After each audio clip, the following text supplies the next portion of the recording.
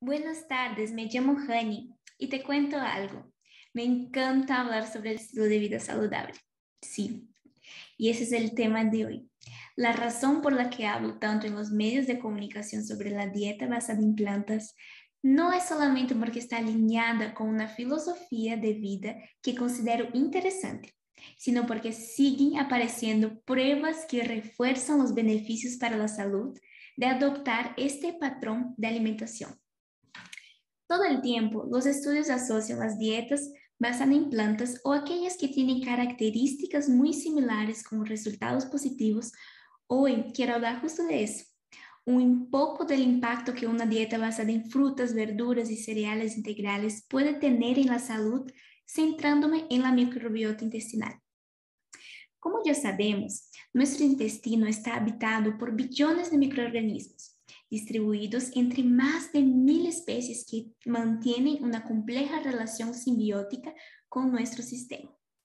En el intestino, más del 90% de las bacterias corresponden a los 4 filos: Firmicutes, Bacteroidetes, Proteobacterias y Actinobacterias. Cuando se produce un desequilibrio hemostático en el entorno intestinal, generalmente causado por la alteración de la composición microbiana o eubiosis intestinal, se produce lo que llamamos disbiosis intestinal. La disbiosis intestinal puede producirse a través de 3 desequilibrios centrales: disminución en diversidad de microorganismos, pérdida de bacterias beneficiosas y aumento de bacterias patógenas, y es frecuente que estas 3 condiciones se den simultáneamente. La disbiosis se asocia a menudo con una gran proporción de los problemas de salud crónicos de hoy, contribuyendo al empeoramiento de las condiciones de salud a través de los efectos en las vías inflamatorias crónicas y la disfunción inmune, que puede dar lugar a atopia, intolerancias alimentarias y enfermedades autoinmunes. Entonces, ¿cuáles serían los factores que podrían conducir a la disbiosis intestinal? Hay algunos, pero básicamente están relacionados con la dieta, la actividad física y el uso excesivo de antibióticos. Así que cuando estamos hablando de una situación de disbiosis intestinal, es más común que se asocie con una dieta rica en grasas, rica en azúcares, en aquellos individuos que son sedentarios y que usan antibióticos muy a menudo. Así que en esta situación de disbiosis intestinal hay mayor permeabilidad intestinal, por lo que aumenta la inflamación sistémica. La resistencia a la insulina también está más asociada a esta situación de disbiosis, además de otras enfermedades cardiometabólicas también. Por lo que no nos cabe duda de que los hábitos alimentarios modernos, especialmente el mayor consumo de alimentos con grasas saturadas y la baja ingesta de fibra, promueve un mayor riesgo de enfermedades crónicas no transmisibles cuya fisiopatología implica la inflamación crónica a través de la activación de mediadores inflamatorios que generan resistencia a la insulina. Entonces, ¿cuál sería la participación de la microbiota en este contexto? Reconocemos varios mecanismos que asocian a la microbiota intestinal, con enfermedades cardiometabólicas y varias otras enfermedades inflamatorias también intestinales. Y también neuropsiquiátricas, pero aquí traje 2 mecanismos que están muy asociados a la alimentación. Y por lo que la primera se refiere al consumo de grasas saturadas, por lo que sabemos es que ese tipo de grasas se asocia a un aumento de las bacterias gram negativas. Esas bacterias llevan liposacáridos LPS en su superficie, y esta es una característica de estas bacterias. Y luego esta grasa saturada también se asocia con el aumento de la permeabilidad intestinal, en la que tengo un debilitamiento de esas funciones apretadas que unen las células y disminuye la capa del moco también. Así que este sentido aumenta y facilita la translocación de las bacterias hacia el lumen intestinal, y ahí va a la circulación y debilita el sistema inmunológico. Y así empieza el proceso de cascada inflamatoria. Y ahí empieza también el riesgo cardiometabólico. Ya se puede ver lo mucho que un entorno intestinal sano puede repercutir en nuestra salud. Pero, ¿cómo conseguir que las bacterias buenas habiten nuestro intestino? Es una buena pregunta. Si has pensado en utilizar suplementos probióticos o alguna estrategia similar, ya te digo, antes de recurrir a estos recursos más especializados, podemos y debemos trabajar en lo básico. Nuestra microbiota intestinal es extremadamente sensible a las modificaciones del estilo de vida, especialmente a nuestra dieta. Sí. No podemos empezar el tema de la dieta hablando de otro componente que no sea la fibra. La fibra dietética es una forma de carbohidrato no digerible, generalmente polisacáridos que están presentes predominantemente en los alimentos vegetales. Son fermentables por las bacterias intestinales que en ese proceso crecerán para generar metabolitos como el acetato, el propionato y el butirato. Ácidos grasos de cadena corta que desempeñan un papel importante en muchas vías fisiológicas del organismo. Los niveles de este ácido graso aumentan significativamente en las personas que hacen la transición a una dieta basada en plantas. Los ácidos grasos pueden servir como fuente de energía para los colonocitos, las células del colon, además de actuar para mantener la barrera intestinal y ayudar a promover un entorno intestinal saludable. Esta función de mantenimiento estructural es de gran importancia teniendo en cuenta que el intestino es una zona extremadamente poblada de microorganismos y con un potencial de absorción muy aumentado. Por ello, existe una fina regulación de la entrada de sustancias que evitará que organismos patógenos o los compuestos como el LPS de las bacterias lleguen al torrente sanguíneo, generando endotoxemia y los efectos inflamatorios. Sin embargo, los que pueden y deben superar la barrera intestinal son los propios ácidos grasos, que llegan al torrente sanguíneo y pueden desempeñar un papel en el metabolismo de los lípidos, la glucosa y del colesterol, el papel protector del acetato, el propionato y el butirato contra diferentes tipos de enfermedades, como la diabetes de tipo 2, la enfermedad inflamatoria intestinal y las enfermedades inmunológicas. Está ya bien documentado y estudiado. La microbiota intestinal de los individuos que siguen la dieta basada en plantas también puede influir en la reducción del peso corporal, facilitada por la supresión del apetito.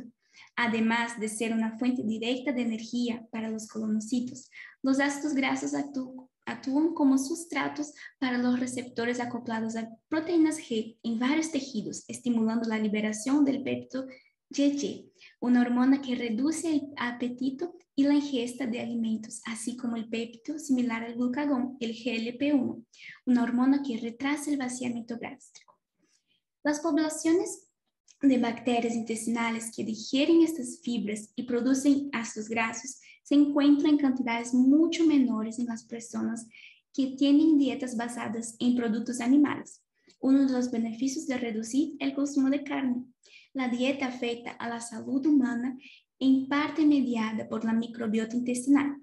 No tenemos ninguna duda de que alrededor de 57% de la variación de la microbiota está relacionada con la dieta, mientras que los factores genéticos pueden explicar solamente 12% de estas diferencias.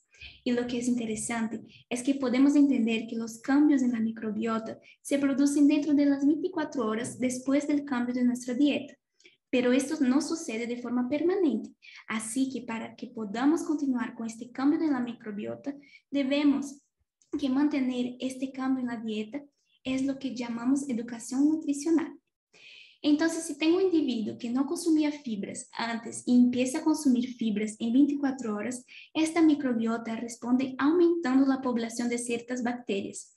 Pero en este caso, sobre todo las bacterias que consumen fibra, porque estamos generando más sustrato para estas bacterias. Si en 5 días este individuo decide dejar de comer fibra de nuevo y empieza a comer mucha grasa saturada, volverá a tener esta alteración.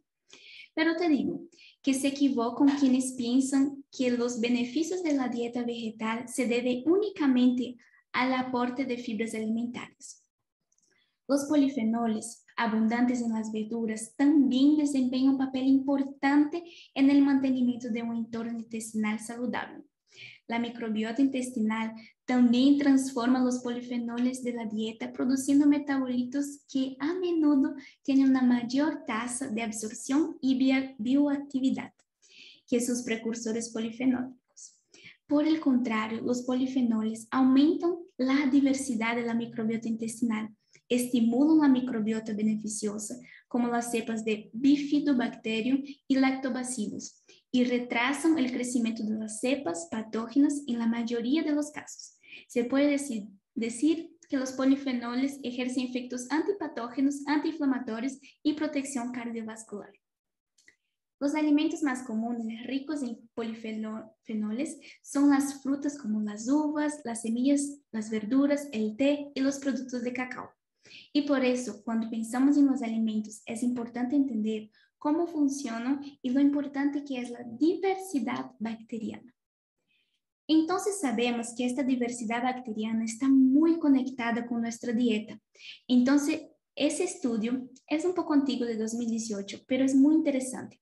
Hizo una evaluación de cuánto podía afectar la dieta a algunos mamíferos, a la diversidad filogenética, y lo que notó es que en aquellos mamíferos que eran carnívoros, y se muestra aquí en el color rojo, cada uno de estos puntos serían las bacterias presentes en estos carnívoros. Tienen una diversidad mucho menor en comparación con los que eran omnívoros, que se representan aquí con el color azul. Y los herbívoros, mira, la cantidad con el color verde, mucho más, ¿no? Mucho más diversidad.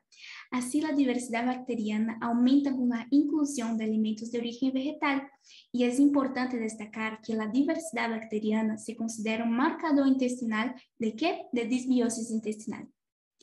Esto ya es un estudio más reciente del año pasado, y él da la idea del estudio que era justamente confirmar que de acuerdo a nuestra diversidad de alimentación, también tenemos una respuesta en relación a la diversidad bacteriana, por lo que en esta parte superior, en la figura, podemos observar que en el fondo hay muchos colores. Esos colores representan este aumento de la diversidad.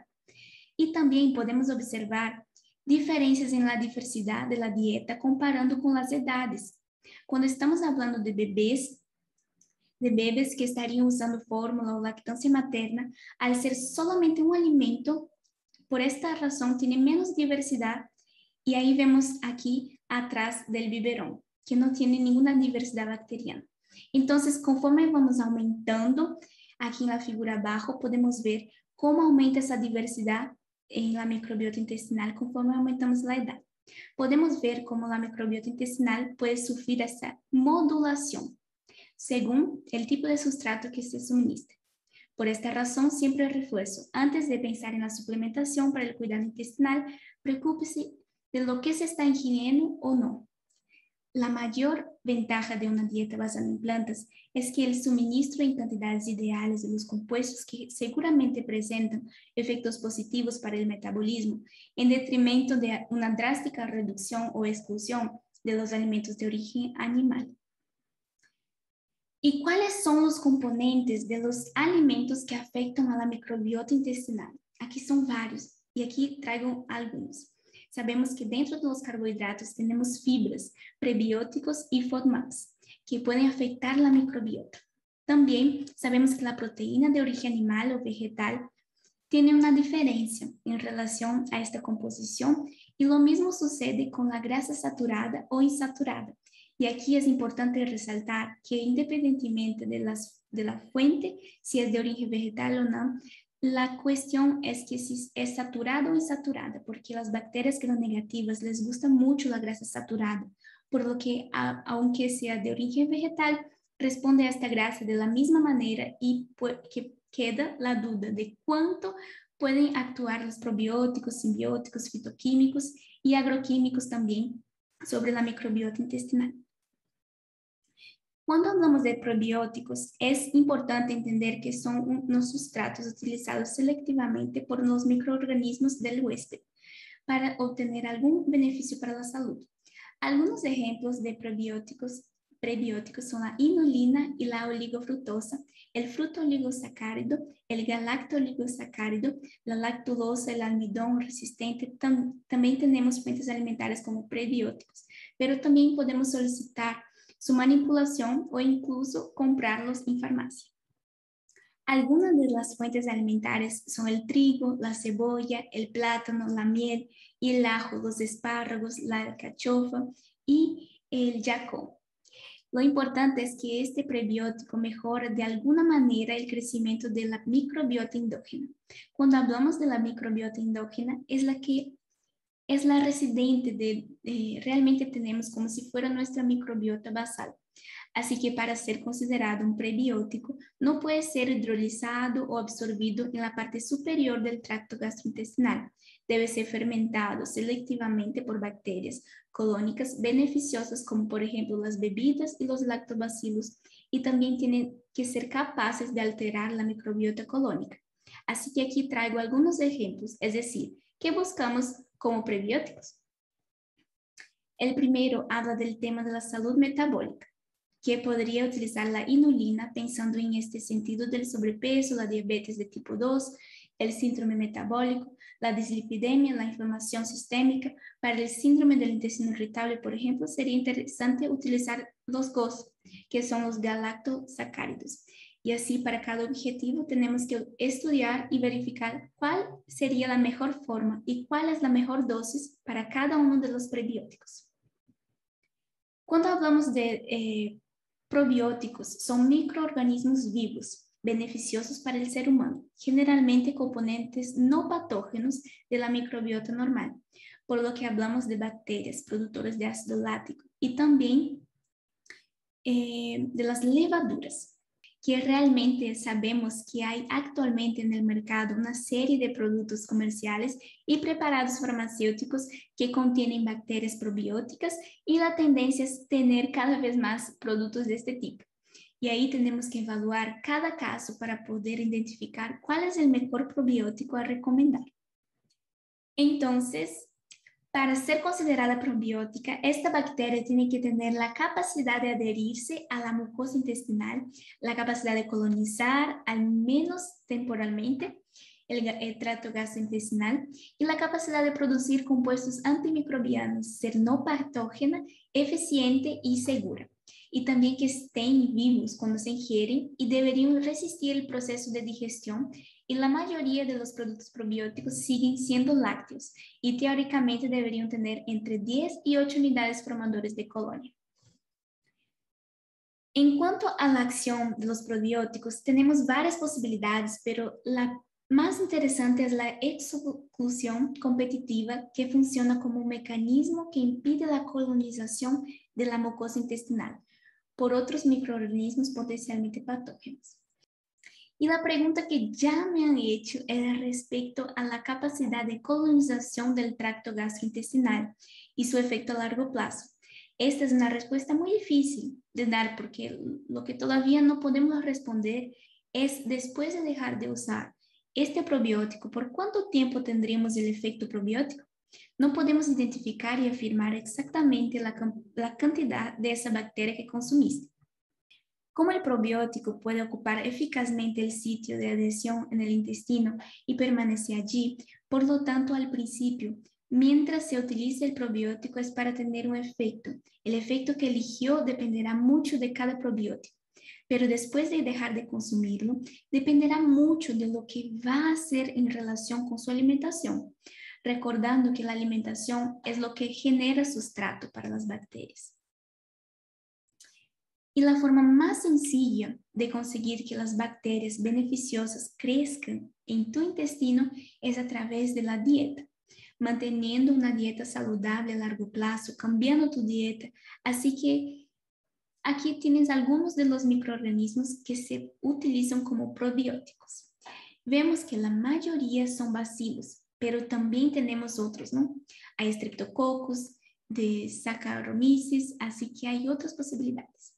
En cuanto a los efectos beneficiosos de los probióticos, son innumerables, y ahí depende mucho de lo que se quiera. Si sabemos que hay algunos probióticos que son mejores para cuando estamos pensando en diarreas causadas por antibióticos, sabemos que hay algunos probióticos que son más específicos para la obesidad, entonces ahí vamos buscando de acuerdo al paciente. Los simbióticos son complementos alimenticios que van a tener simultáneamente microorganismos probióticos e ingredientes prebióticos, por lo que es la suma de estos dos grupos, por lo que acaba teniendo dentro de un mismo producto las características funcionales de los dos grupos. Además de la dieta, hay pruebas de que los ejercicios físicos son también un factor importante que influye en la microbiota intestinal. Y lo recíproco es cierto. La salud intestinal y las bacterias intestinales a su vez influyen en el rendimiento deportivo, la capacidad física y la recuperación para el ejercicio de alta intensidad. Las nuevas tecnologías han permitido explorar el papel de las bacterias intestinales en la salud y en la enfermedad. En la actualidad, algunos investigadores se centran en cómo la microbiota interactúa, influye y se ve afectada por los niveles de actividad, ya sea de un atleta amateur o profesional. Al igual que el eje intestino-cerebro, la interacción entre el ejercicio y la microbiota intestinal es bidireccional. El aumento de la actividad mejora el flujo sanguíneo y la motilidad intestinal, lo que beneficia a esos microorganismos. A cambio, esto aumenta la producción de nutrientes y las actividades metabólicas. Lo bueno del ejercicio es que tiene numerosos beneficios para el intestino, pero la clave es no excederse. Es importante encontrar este equilibrio porque el entrenamiento de alta intensidad, los tiempos de recuperación insuficientes y la nutrición inadecuada a menudo pueden perjudicar tanto a los entrenamientos como a tu microbiota. Bernardo Petris publicó un estudio que demuestra que la actividad física aumenta la diversidad de bacterias en el intestino. El ejercicio físico es capaz de reducir el tiempo de las heces en el tracto gastrointestinal, reduciendo el contacto de los patógenos con el intestino y en consecuencia con el sistema circulatorio, reduciendo su acción negativa en el cuerpo. Además, es capaz de aumentar las enzimas antioxidantes, las citoquinas antiinflamatorias y disminuir las citoquinas inflamatorias, provocando una reducción general de la inflamación intestinal. Y también hay un artículo publicado que relaciona la actividad física con la microbiota intestinal y ese artículo muestra que una actividad moderada es lo mejor para la salud de nuestros intestinos. Esto se debe a que estas actividades, el flujo sanguíneo intestinal normal se mantiene estable durante su realización. Los ejercicios también ayudan a estabilizar los llamados marcadores metabólicos, manteniendo los niveles de glucosa y lípidos en sangre en niveles saludables al entrenar los músculos del ejercitante para que consuman más energía. Esto también ayuda a regular la grasa corporal. Hablemos ahora un poco de los cambios provocados por la actividad física en la microbiota intestinal. El rendimiento deportivo, la recuperación e incluso el tipo de juego del deportista se han asociado a determinados microorganismos. El ejercicio induce cambios en la composición del microbioma intestinal que puede ayudar a controlar la inflamación y la acumulación de ácido láctico. Varios estudios centrados en analizar cómo el ejercicio puede afectar a la microbiota intestinal han revelado que tras solo 6 semanas de práctica se producen cambios notables. En uno de ellos, un grupo de investigadores de Harvard recogió muestras de la microbiota intestinal de atletas que se entrenaban para la maratón de Boston y después del maratón encontraban una elevada presencia de un tipo de bacteria. ¿Y cuál era? Veillonella atípica, necesaria para que el organismo descomponga el ácido láctico. Interesante, ¿no? Cuando se hace ejercicio, los músculos producen un subproducto llamado ácido láctico. La acumulación de ácido láctico puede provocar temporalmente dolores musculares. La Veillonella atípica es conocida por su capacidad de fermentar el ácido láctico, el lactato, y convertirlo en ácidos grasos de cadena corta, propionato y acetato.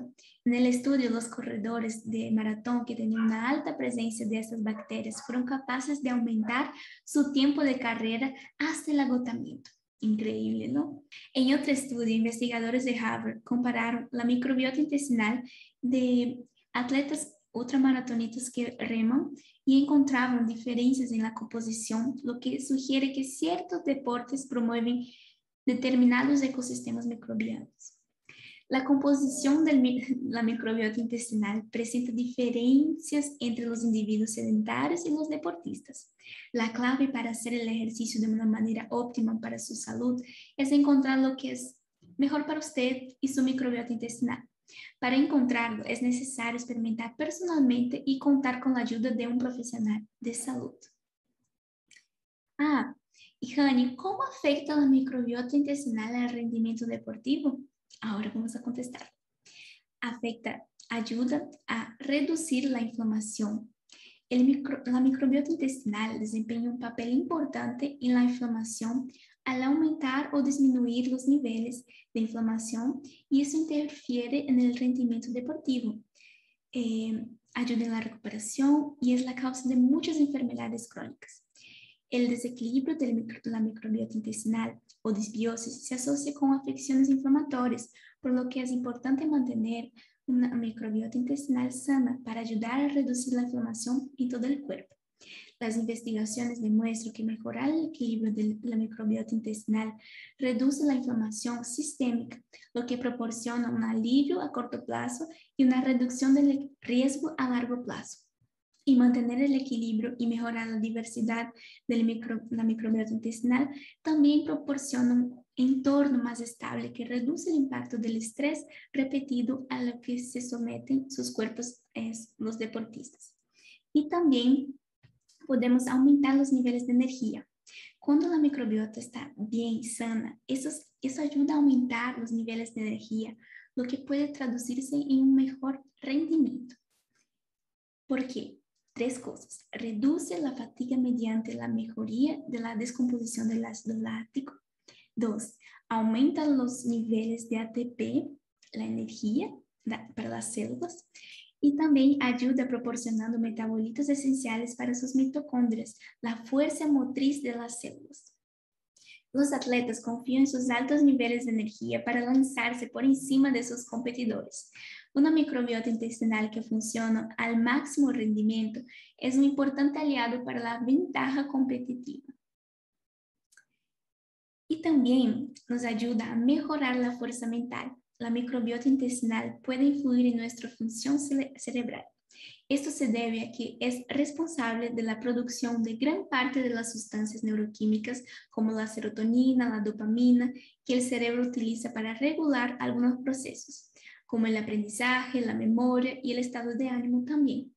Los estudios han demostrado que la relación entre el huésped y el hombre y su microbiota es una calle de doble sentido, además de ser bastante compleja. No solo la microbiota puede afectar al huésped, sino también a la inversa. Un estudio publicado en la revista Nature demostró que los altos niveles de estrés pueden alterar la composición de las bacterias dañinas en el intestino, lo que a su vez puede influir en el desencadenamiento de trastornos psiquiátricos, como la ansiedad y la depresión. El eje intestino-cerebro es una vía de doble sentido que da forma a la fuerza mental esencial para los atletas profesionales. Combatir los microorganismos nocivos y promover una composición saludable de la microbiota puede contribuir a la conocida y muy necesaria fuerza mental en el rendimiento y para las competiciones también, las competencias. Y también nos ayuda en la fuerza ósea. La microbiota ayuda a desarrollar la masa y la fuerza de los huesos mediante la regulación de las hormonas y el sistema inmunitario. Una microbiota intestinal equilibrada también puede aumentar la absorción mineral del calcio y el magnesio. Esto es una buena noticia, especialmente en unos tiempos de lesiones, porque una microbiota que funcione correctamente puede acelerar la curación de los huesos durante un traumatismo relacionado con el deporte. Nos ayuda también la absorción y el uso de nutrientes. Una de las lecciones claves sobre la microbiota intestinal debería ser que cuando funciona de forma eficiente, todo el cuerpo también funciona de forma eficiente. Una microbiota equilibrada es esencial para correcta absorción de nutrientes. Cuando hay un desequilibrio en la microbiota intestinal, pueden producirse cambios en las distintas funciones de nuestro organismo, que antes funcionaban en armonía. Esta condición puede provocar procesos inflamatorios, favoreciendo la permeabilidad intestinal y reduciendo la capacidad del intestino para absorber nutrientes importantes y además de provocar una deficiencia de vitaminas, principalmente del complejo B, además de las vitaminas A, C y D. Una microbiota intestinal sana es esencial para cualquier deportista interesado en sacar el máximo partido a su dieta. Y por último, mejorar el sueño. Los deportistas saben que necesitan un sueño adecuado para rendirse bien, pero muchos siguen sin saber que existe una relación entre la salud intestinal y la calidad del sueño. Un desequilibrio en la microbiota intestinal se asocia a una mala calidad del sueño y a una menor flexibilidad cognitiva también. Esto se debe a que la microbiota intestinal controla los niveles de varias hormonas, como el cortisol, la serotonina y el GABA, que afectan la calidad del sueño. La microbiota también afecta la producción de melatonina. Es esencial para los ciclos de sueños adecuados. Y también, para terminar, dejo esta frase como conclusión, que el futuro de la ciencia del rendimiento es el control de la salud intestinal. Espero haber ayudado, o al menos inspirado a más personas a dar prioridad a este tema, que trata sobre el cuidado de nuestra microbiota intestinal. Todavía hay mucho que estudiar, es un tema muy amplio y poco investigado, pero es un tema que me gusta mucho y al que intento dar mucha importancia. Gracias por la invitación, un abrazo a todos, saludos.